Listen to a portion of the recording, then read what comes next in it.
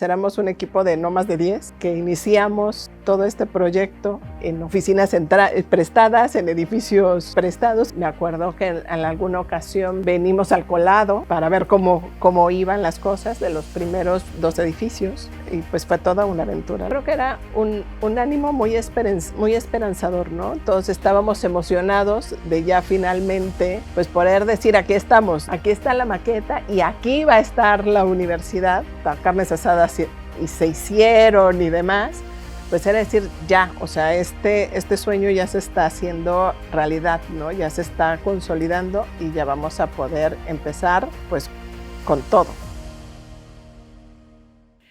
Seguimos platicando con los fundadores de la Universidad Anáhuac. Después de 20 años, muchas historias que contar y me da mucho gusto en esta ocasión platicar con la maestra Alejandra Abraham, de las fundadoras, de las iniciadoras de este gran proyecto. ¿Cómo estás? Muy bien, gracias. Gracias por la invitación. ¿Cómo llegas hace 20 años a la Universidad Anáhuac? Yo llego por una llamada de Salvador Ortiz de Montellano. Estuve trabajando en los colegios a partir del 2001 y en marzo, nunca se me va a olvidar, en marzo del 2002 me habla Salvador y me dice, fíjate que tu perfil es más para la universidad y me gustaría hacerte una propuesta. Entonces voy a su oficina, porque todavía no habían oficinas en SICOM en esa época, ¿no? y me empieza a hacer la propuesta para la coordinación de todo el área de extensión y posgrado. Y yo tenía un año de haber regresado de Roma, de tomar durante un mes todo un curso de directores de colegios legionarios. Y me dice, lo bueno es que ya me voy a ahorrar como mucho de la capacitación después del mes que estuviste en Roma, porque ya entiendes y conoces cómo funciona. Entonces, y me comentó, sé que estás ahorita en el colegio, te voy a dejar que termines el ciclo escolar en el colegio para que puedas empezar en agosto, ¿no? Entonces, en junio nos volvimos a reunir, volvimos a platicar, y en agosto ya me integró pues, al equipo original, ¿no? El equipo original, que era no más de 5 personas. Éramos Juliet Canán, Rafa Martínez, que en paz descanse, que era el director de la Escuela de Negocios, Humberto Cortés, que era el director de la Escuela de Ingeniería, Toño Guerra, que era el encargado de admisiones, Ángeles Álvarez, que hacía las funciones como de la Dirección General Académica y existente de Rectoría, y el rector, que era Salvador Ortiz de Montellano, ¿no? Y Mari Carmen, que era la administradora. Entonces éramos un equipo de no más de 10, ¿no? que iniciamos todo este proyecto en oficinas prestadas, en edificios prestados en los que se construía pues, el campus en el que estamos hoy. Tú llegaste a ver aquí el terreno donde no había nada y dijeron, aquí se va a hacer la universidad. Sí, después de algunos cambios de terrenos, al final nos tocó, pues ya aquí, me acuerdo que en alguna ocasión venimos al colado, ¿no? Para ver cómo iban las cosas de los primeros 2 edificios. Y pues fue toda una aventura. La realidad es que fue toda una aventura y ahorita ver cómo está la universidad, el número de alumnos que ya tiene, la cantidad de carreras que ya tiene, y de programas de extensión, de posgrado, pues... Oye, en esa primera visita a ese colado, ¿quiénes estaban y cuál era el ánimo de los que aquí participaban? Pues yo creo que era un ánimo muy esperanzador, ¿no? Todos estábamos emocionados de ya finalmente pues poder decir aquí estamos, ¿no? Porque llegaban pues candidatos, en mi caso, del área de extensión y posgrado, y les decías, pues mira, aquí está la maqueta, ¿no? Cuando todavía se usaban maquetas, aquí está la maqueta y aquí va a estar la universidad. Entonces el venir al colado, me acuerdo que hasta carnes asadas y se hicieron y demás, pues era decir, ya, o sea, este sueño ya se está haciendo realidad, ¿no? Ya se está consolidando y ya vamos a poder empezar, pues, con todo. ¿Te recuerdas cómo fue ese primer día después de que ya empezaron a construir y estaba el primer edificio? Empezamos con los 2 edificios. La realidad es que prácticamente todo el primer año estuvimos en instalaciones de lo que antes era el Colegio del Bosque. recibiendo a los 27 primeros alumnos de 5 carreras diferentes, entonces sí fue todo un reto, pero el llegar ya a la universidad, a hacer la mudanza, pues sí, nos tocó un poco de todo, ¿no? A ver, Limpiar, cuéntales, barrer, ¿te tocó de todo? cargar las cosas para la mudanza, todo cabía en un camioncito de 3 toneladas, ¿no? Porque pues realmente teníamos poco, estábamos iniciando, y pues a montar todo para esperar a estas nuevas generaciones, ¿no? Entonces, pues a final de cuentas, en esos momentos, y yo creo que continúa siendo, claro, en un nivel mucho más macro, éramos como una familia, ¿no? O sea, sí teníamos cada quien responsabilidades específicas, pero al final de cuentas todos echábamos el hombro y la mano en lo que se necesitara. ¿Pensaron ustedes el siguiente paso cómo iba a ser y con los años cómo iba a estar hoy día la universidad? Pues uno sueña, ¿no? Yo recuerdo la primera maqueta de la universidad, que creo que tiene amplias diferencias con lo que hoy es la universidad, ¿no? Y entonces, pues al final de cuentas sueñas con los chavos, sueñas con los empresarios, sueñas con las personas que creen en el proyecto, ¿no? Porque al final de cuentas los primeros inscritos creyeron en un sueño, o sea, porque no había campus, no había nada, ¿no? Entonces apostaron por una promesa cumplida, y pues conocer ahorita de las primeras generaciones, digo, yo tengo contacto todavía con algunos egresados, un poquito de en dónde están, qué hacen, ¿no? Mariel Reina, que es egresada de nuestra primera generación del área de mercadotecnia, de la licenciatura en mercadotecnia, saber que está aquí, ¿no? Y todo lo que han crecido, pues la realidad es que es maravilloso. ¿Quién es Alejandra Abraham? ¿Quién es Alejandra? Pues Alejandra es yucateca de nacimiento, que ya tiene 23 años viviendo en Puebla, 18 de casada, con 2 hijas, una de 16 y una de 13, y es una persona que siempre ha luchado por conseguir sus sueños, ¿no? Que soy ferviente creyente del trabajo duro, de la honestidad, de la congruencia, ¿no? Y que la educación, aunque de primera instancia no estaba en mi proyecto de vida, ¿no? Yo provengo de una familia de empresarios, en donde trabajé en empresa también varios años, y que también firme creyente en los planes de Dios, ¿no? Y cómo Él va marcando tu camino y va acomodando las piezas, ¿no? Y te va presentando cosas que a veces en este camino, en esta vida, que uno no, pues a lo mejor no tenía ni pensadas ni planeadas, ¿no? Pero que te dice, vas por aquí, ¿no? Entonces esa dócil a lo que Él quiere para uno, ¿no? Y comprometida, porque a mí me gusta mucho esta parábola de los talentos, ¿no? Porque es una parábola que compromete. Claro. En donde al que mucho se le da, mucho se le va a exigir. Y entonces esta parte de pues hacer rendir esos frutos, esos talentos que Dios nos da a cada uno, pues es algo en lo que hay que trabajar, ¿no? Amante de mi familia. Algunos amigos dicen que no somos muéganos, que parecemos un clan, ¿no? En mi familia hacemos como todo juntos, tanto en mi familia nuclear como pues en mi familia extendida, mis hermanos, mis sobrinos. Digo, mis papás ya no están, pero amante de la familia, ¿no? Y consciente de que estamos aquí, algo que tanto mi papá como mi mamá me enseñaron, que estamos aquí para trascender, para dejar algo, para sembrar, y para servir.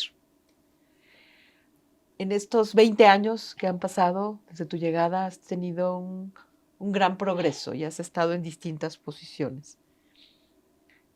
¿En qué momento en ese crecimiento profesional marcó tu vida para quedarte y para sentirte satisfecha de lo que haces? Yo creo que cada momento tiene su satisfacción. Cuando trabajé en toda el área empresarial e industrial, me encantaba. O sea, me tocó estar mucho en todo el tema de recursos humanos, de desarrollo organizacional, en la parte empresarial y en la parte industrial. Mi familia tenía barcos camaroneros y tenía una empacadora de camarón, que todo era exportación. Entonces a mí me tocaba ver todo este proceso de aseguramiento de calidad y para mí fue maravilloso conocerlo, estar y trabajarlo en ese momento. Cuando se cambia un poco el foco de lo empresarial a la educación, recuerdo que cuando estaba en este curso de directores en Roma, una de las consagradas que nos recibió encargada del curso me decía, ¿y en qué colegio estás? Y yo, en ninguno. Ah, pero estudiaste educación. Y yo, no. Psicología. Y yo, tampoco. Pedagogía. Y yo, no. Y entonces ¿qué haces aquí? Me decía, ¿qué haces? Sus palabras textuales fue, pues no tengo la menor idea qué estás haciendo aquí, pero seguro Dios sí sabe. Y la primera semana de ese curso fue de crisis total porque empezamos a ver temas como legales y yo decía, no entiendo nada de lo que están diciendo, ¿no? Porque además llegué al curso con una idea que no fue del todo real, ¿no? En donde me decían, todos son como tú, nadie tiene idea. Y uno que otro tendrá, como muchos años en el ámbito educativo, y pues es para renovar, ¿no? Y yo, ok, perfecto, ¿no? ¿Cuál? Llegué y el que menos experiencia tenía trabajando en colegios o en el área educativa tenía 10 años, ¿no? Entonces yo así como de, ok, no tengo idea qué es lo que estoy haciendo aquí. Y recuerdo que platicaba con el padre Juan Carlos Ortega y le decía, padre, es que no tengo destino, no tengo puesto, no tengo colegio, no tengo trabajo, no, o sea, no entiendo qué estoy haciendo aquí. Y sus palabras, yo creo que eso es algo de lo que más me ha marcado en la vida. Sus palabras fueron, si la decisión la tomaste tú, desde ti, me dijo, efectivamente no tienes nada que hacer aquí y deberías regresar. Si la decisión la tomaste siguiendo la voluntad de Dios y lo que Él quiere para ti, entonces me dijo, ¿qué te preocupa el destino, el puesto, el colegio o donde estés? Dios te lo va a mostrar. Y entonces me dijo, te invito a pasar al Santísimo, estábamos en el Centro de Estudios Superiores en Roma, y ponerlo en sus manos. Y Él te va a decir. Y mira que sí habló en ese mes.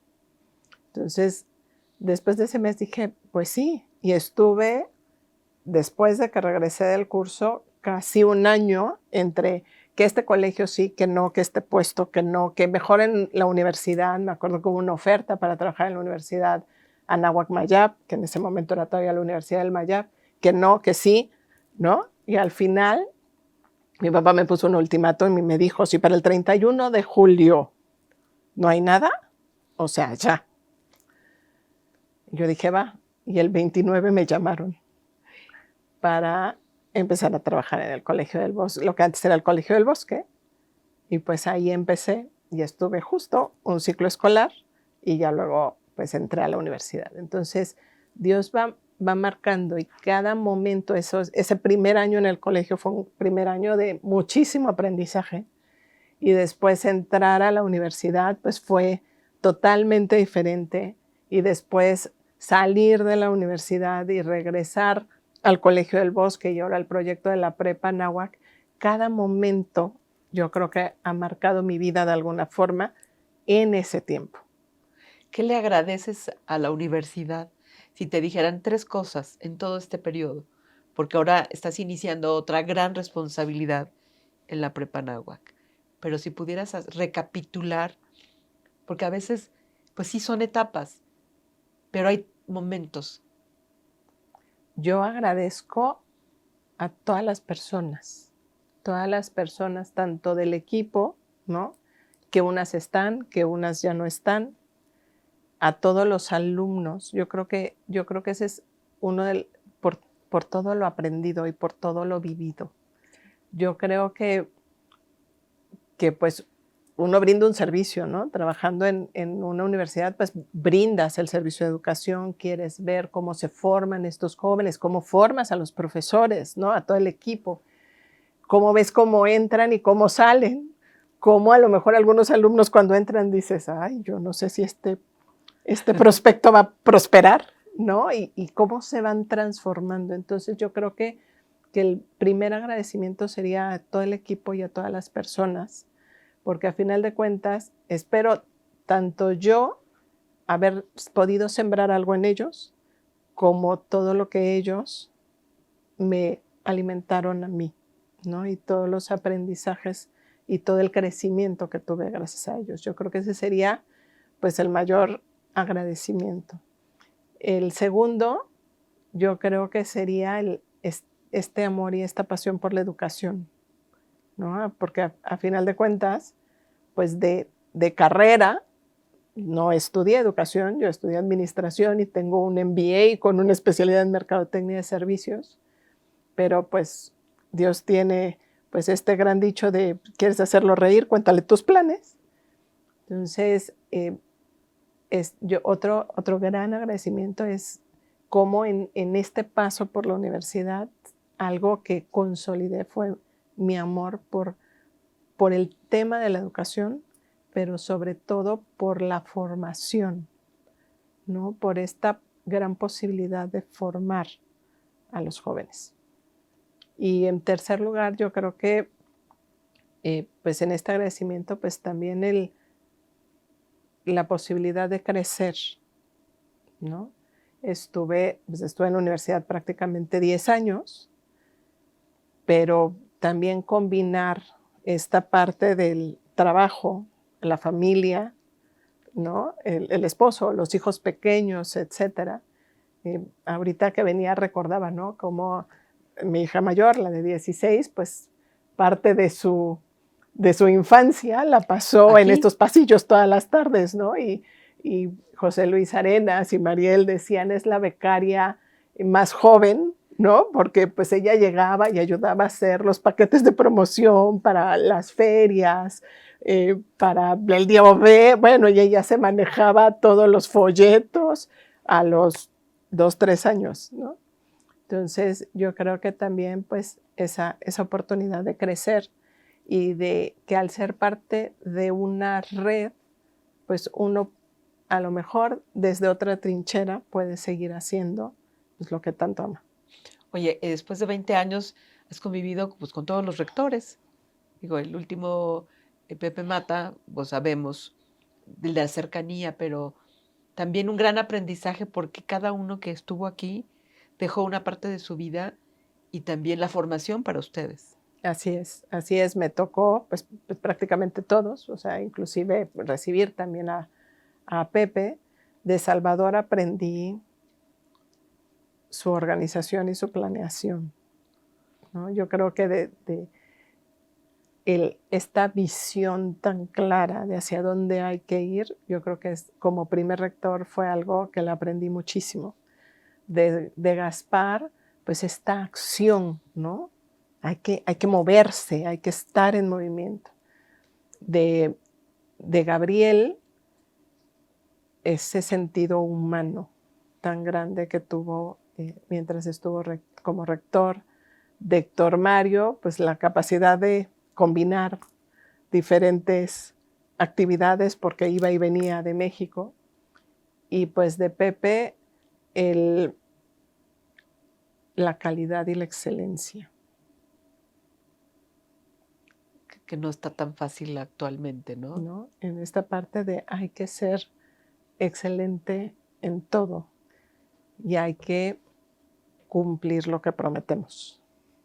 Ahora bien, la relación con tus pares aquí en la universidad y cómo también eso durante todo este tiempo fue muy, pues yo no sé si la palabra sea de formación como tal, pero esa parte tan nutritiva de los compañeros, de la comunidad académica, yo creo que no tiene precio.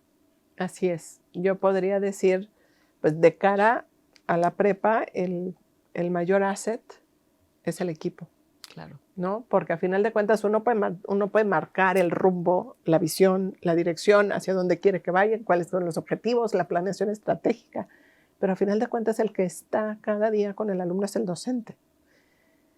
Y si no hay un equipo consolidado en un ambiente cordial, de apoyo entre unos y otros, pues difícilmente vamos a poder lograr Que se den lo los que estamos resultados. buscando, ¿no? Oye, en algún momento de tu vida personal, esta familia náhuac te contuvo, te ayudó.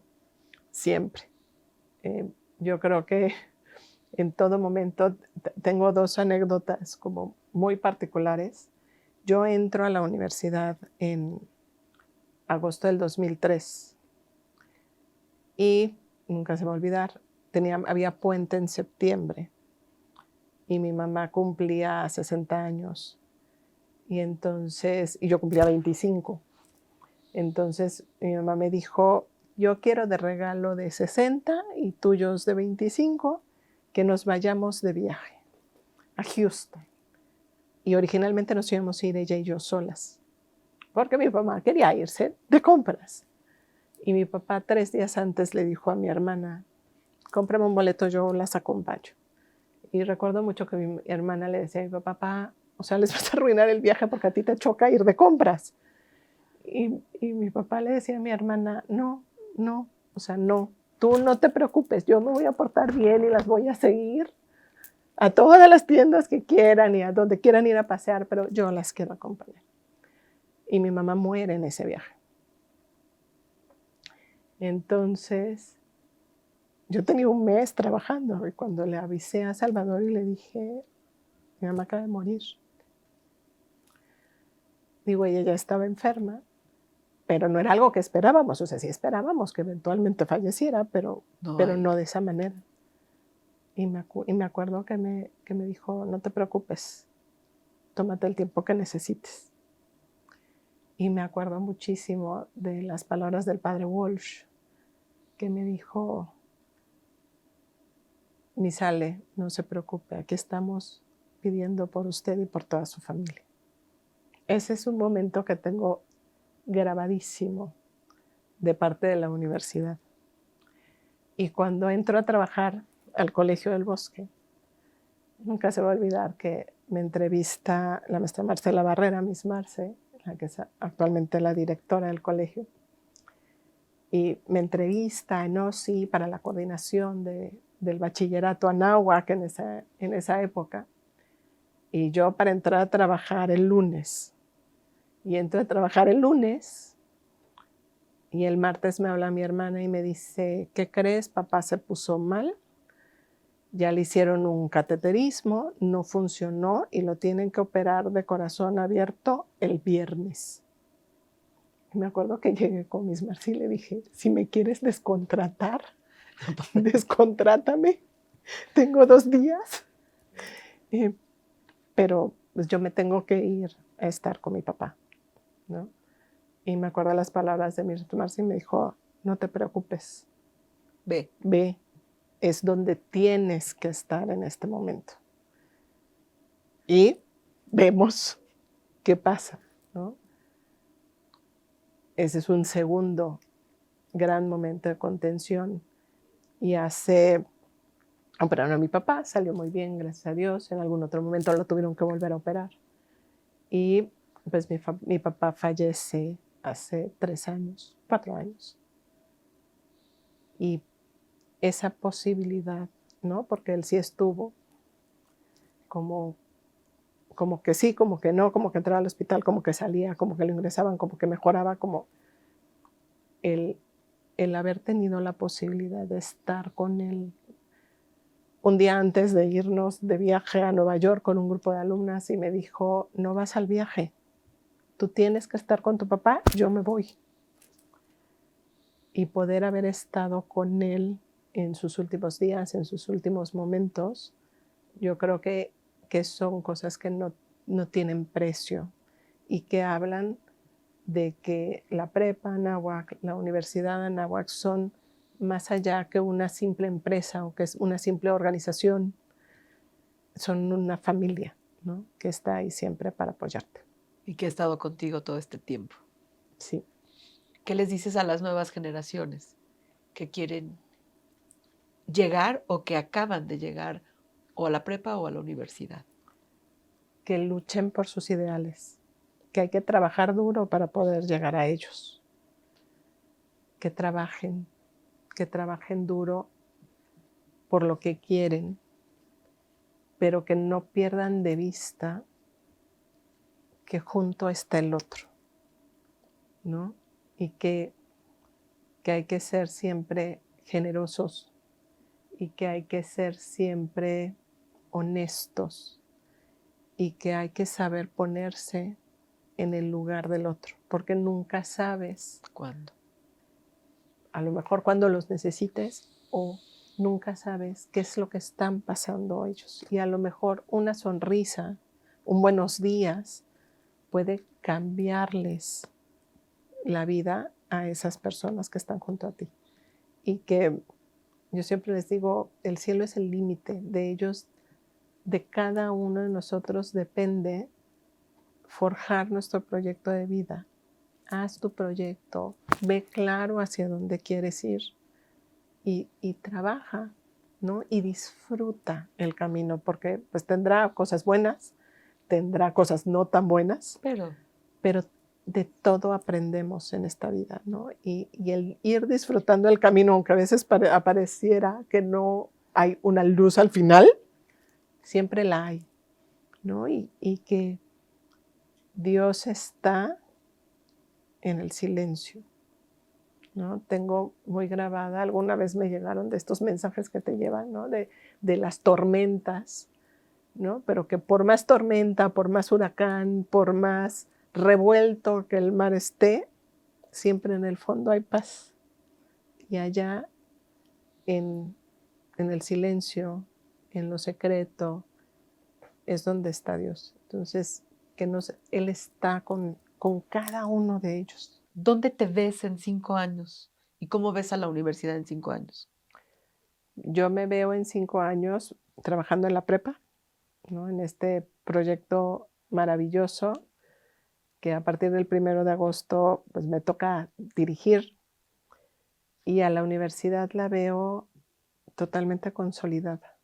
Y sí, y en un crecimiento, pero más allá de, a lo mejor no tanto de un crecimiento de alumnado, o sea, sí seguramente crecerá en alumnado, pero en esta consolidación plena de sus egresados y de todos sus alumnos. ¿Y qué fue para ti o qué ha sido para ti ver el cambio que se dio y esta transición en crecimiento de infraestructura, de planta académica, de alumnos? Pues ha sido maravilloso, ¿no? Yo cuando siempre digo que como que parece que nos gustan las fundaciones. Y cuando estudié, yo soy egresada de la Universidad Anáhuac Mayab, en mi época era solo la Universidad del Mayab, y justo cuando ingresé, la universidad cumplió 10 años y había un edificio, nada más. Cuando salí, hicieron el segundo edificio, que era la rectoría y las áreas y toda el área de administración. Y tuve la fortuna de que el premio Lidera, que es un premio, un concurso académico y cultural que se lleva a cabo cada año en las prepas y en los colegios, fuera en la Universidad del Mayab, en Anáhuac Mayab. Y llegar y ver que obviamente ya no hay solo 2 edificios, sino hay como 10, ¿no? Y todo lo que ha crecido, pues es maravilloso ver a tu alma mater crecer y consolidarse.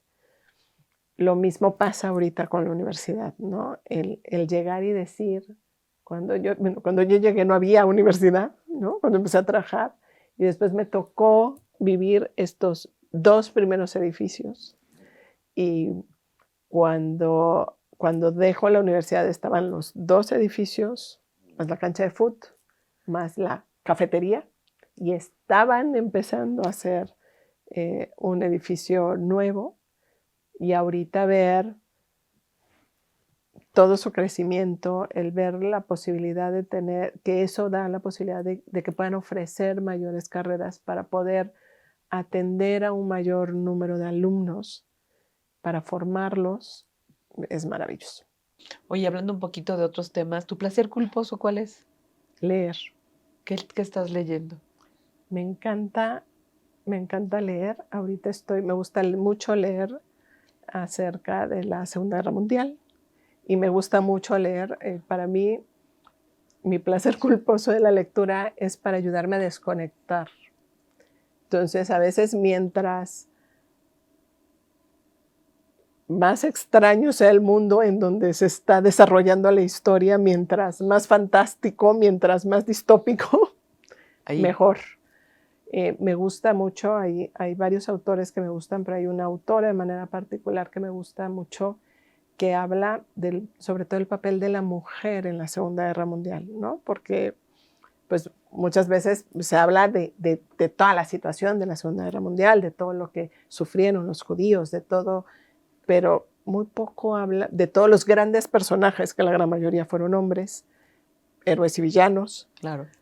Pero muy poco se habla del papel tan fundamental que tuvo la mujer en todo el tiempo de la Segunda Guerra Mundial. Eso me gusta mucho leerla y me gusta mucho leer lo más fantástico. Oye, y de lo que ocurría paralelamente a la Segunda Guerra Mundial, cómo fue todo el desarrollo y el impulso económico que aportó Alemania al mundo, ¿no? Así es. En un tema automotriz que sabemos muy bien en Puebla. Así es. Por Volkswagen. ¿Y te gusta bailar? ¿En qué ocupas tu tiempo libre que no sea leer? Pues además de leer, me encanta estar con mi familia, me encanta viajar. Yo creo que en mi tiempo libre, mi segundo trabajo se llama Uber, ¿no? Y entonces llevo a mis hijas de una clase a otra. Me gusta mucho bailar, lo practico muy poco ya, pero la danza siempre fue parte de mi vida, el ballet de manera particular, pues durante pues casi 25 años hasta que me tuvieron que operar de la columna, entonces ya no puedo bailar como antes, pero intento hacer por lo menos algo de barra o así, pero yo creo que en mis tiempos libres disfruto muchísimo estar con mis hijas, así sea, dando 45 vueltas todas las tardes a las diferentes actividades que tienen, porque son momentos en donde puedo platicar con ellas, ¿no? Con las dos, o de manera particular, después de que dejas a una, estás con la otra. Y disfruto mucho estar en paz y en silencio. Y en silencio. Oye, pero no puedo dejar de preguntarte el tema gastronómico de Yucatán contra Puebla. ¿No extrañas, no compites, sí, disfrutas? por supuesto que extraño, y cada que voy a mi casa ya está como el menú programado digo, la gastronomía poblana es deliciosa, pero soy yucateca, entonces yo podría decir que la yucateca me gusta más. Y digo, preparo, sí sé hacer las cosas, las hago poco porque la comida yucateca es muy compleja, es un poco como la poblana, ¿no? O sea, si vas a hacer el mole de cero, pues lleva su tiempo, ¿no? Si vas a hacer, no sé, un frijol con puerco, si vas a hacer un pan de cazón, que es algo típico que se come en Campeche. No, Si pues vas necesitas a hacer, 3 días, ¿no? para O empezar. sea, si vas a hacer un queso relleno, pues sí necesitas tomarte tu tiempo para poderlo hacer, porque pues son platillos complejos que disfruto muchísimo, que me encanta, y que cada que tengo oportunidad de ir a casa, siempre te das vuelo. Nos damos vuelo. O sea, mis hijas llegan y entonces podemos comer, y entonces ellos ya llegan con toda su lista, y entonces y podemos desayunar panuchos de Campeche, ¿no? Y luego salbutes de Yucatán, y luego, ¿no? Ellos van dando la pauta, y no pueden faltar las marquesitas por las tardes, y si estamos en la playa, los merengues, y bueno, ellas aprovechan. Bueno, ya me antojaste todo. Todo. Qué bueno, pues ha sido mucho el placer de poder platicar contigo y que tengas todo el éxito que te mereces después de 20 años en este gran proyecto de la preparatoria. Gracias. Muchas gracias, Alejandra. Gracias.